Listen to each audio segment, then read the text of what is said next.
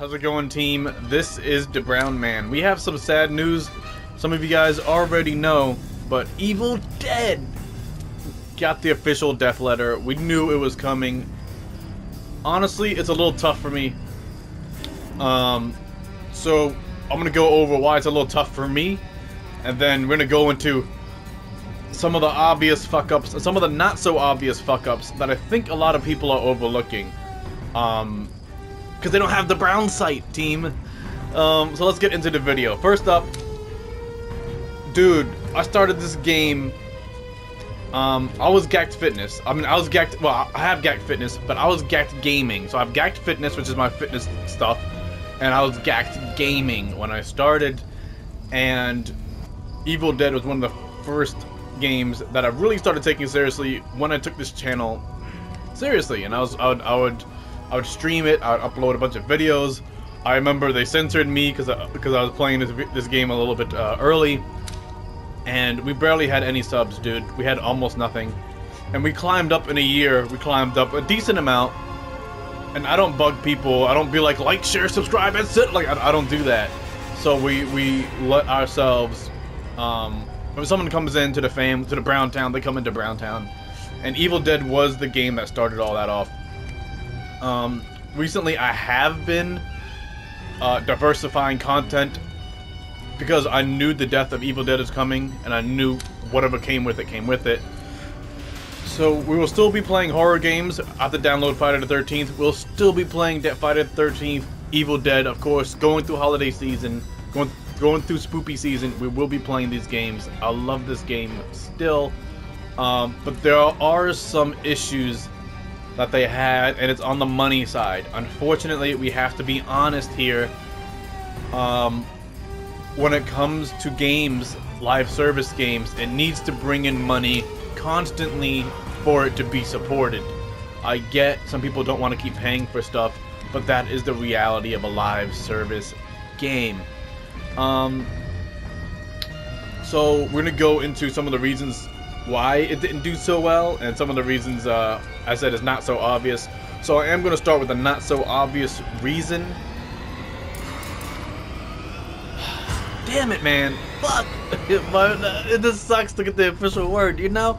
Okay, so the obvious reason that I don't even need to get into is the amount of resources they put into Splatter Royale. Nobody wanted that shit. It took a huge... out the way, Splatter Royale. There you go. Not even a minute. Okay, so the thing about asymmetrical games is, you think about it, right? Dead by Daylight, Death Garden, that died. It was Death Garden, okay? And then we also have Texas Chainsaw that dropped, right? When you look at a lot of these games when they came out, how many playable characters do you fucking have, right? You have Dead by Daylight. It started with what? It started with Claudette, Jake.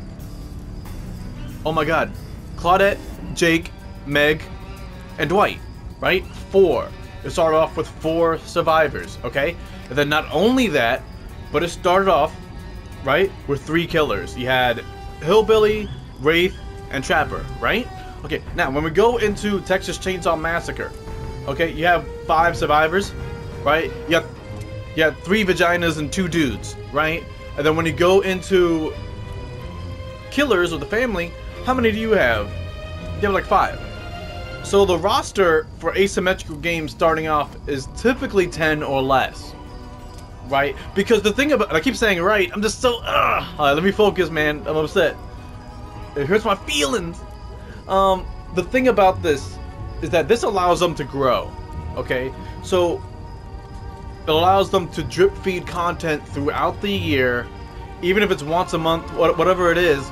It allows them to keep people engaged, because people will be like, oh shit, there's something new coming in, or there's this, or there's that. Evil Dead had a lot more characters, and honestly, if they gave us less characters from the start, even if they came out free, there could have been a new character a month. There could have been a new character and a couple skins a month. That would have been great, and it would have helped with the longevity, it helped with the interest. Right, because we started off with Hefe, Annie, Arthur, AOD, Scotty, Henry, ED2. Well, we started with everybody here in this lane, and then we started off also with 3 supports. That's a lot more survivors than normal. And then we started off with 3 classes. Okay, we had Warlord class, Puppeteer class, and Necromancer class. But although it is 3 classes, you have to remember that there are 3 units in each classes. In each class, all with voice lines. So that's essentially 9 characters in the demon side. Okay, so that's a lot of characters. That's a lot. That's crazy. That means you start off with 13 survivors and 9. And then they didn't really monetize the game that well, because they sold things at really a cheap price, right? For what they got, for all the effort they put in. These are some of the best looking models, the best looking, just being real. They have so many voice lines attached to each character as well, and it's just super cheap.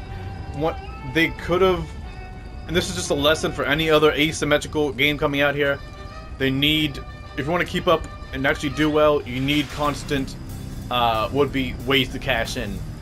Cosmetics, recolors, you just need that coming in, and then you need something monthly, bi-monthly, that's a drop. You can even reduce the amount of characters you have on launch, but if you have free characters coming in often, then it's fine, because like, okay, even if the character list is small, let's say you started off with two in each, right? Let's say you start off with 2 leaders, 2 warriors, 2 hunters, 2 supports, because remember, in this game, you can only play 1 of each character, so it makes sense to actually start off much smaller and then add them, even if it's, you know, free, even if it's a free ad. You don't have to monetize everybody, right? But even if it's a free ad, you can also sell cosmetics or sell color variants or something, like $1 or $2, something very cheap. That would have been a lot better. This is Evil Dead. People love this game. People love this franchise. So that fucked them up. And they were kind of stuck in this hole. I'm not too sure if it's the game devs or if it's one of the license holders, but to not be able to sell things individually just is bad. This is a live service game. As much as people don't want to admit it, selling merch helps. Look at all the other asymmetrical games. It's not even about Dead by Daylight having a bunch of licenses, though that helps. Dead by Daylight has something, they're always plugging in something new into the game, and people will have to pay for it, right? But constantly having something new helps bring that life in there. And then of course the money helps them pursue other projects and whatnot. So if you want something to do well, whether it's Evil Dead the game or anything else, spend money to support it. Because there are also a lot of great art projects that people are like, oh my god, this is the best manga ever, this is the best whatever the fuck it is. But they don't spend money on it, and then it dies, and they're like, oh shit.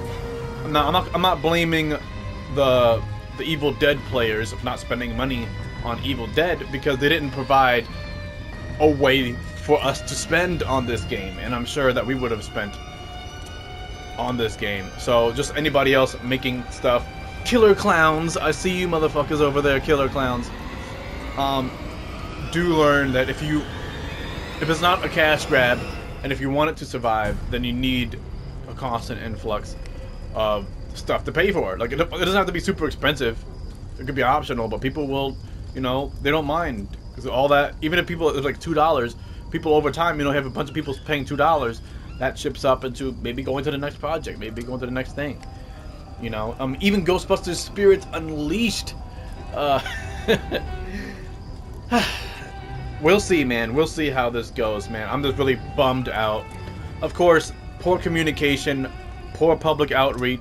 They handled this very boomer-like, and it did not fare well. So, between the very poor live streams, the poor everything, the poor communication, it all came together. We know what the communication was like, and yeah, so I just wanted to say that once again the more glaring weakness was how they didn't roll out new content. They could have lowered the amount of content and just kept putting it in for free. Some people say that the Plaguebringer is free, and I tell people the Plaguebringer was not free. The Plaguebringer was supposed to be, I feel like, part of the set because there are 4 survivor classes, and it should have launched 4 demon classes, especially since the pit bitch was in a mission. So it seems like that bitch was supposed to be in the game, but going through production hell or being behind in production, they didn't have it in there. They had the map, but they didn't have it in there.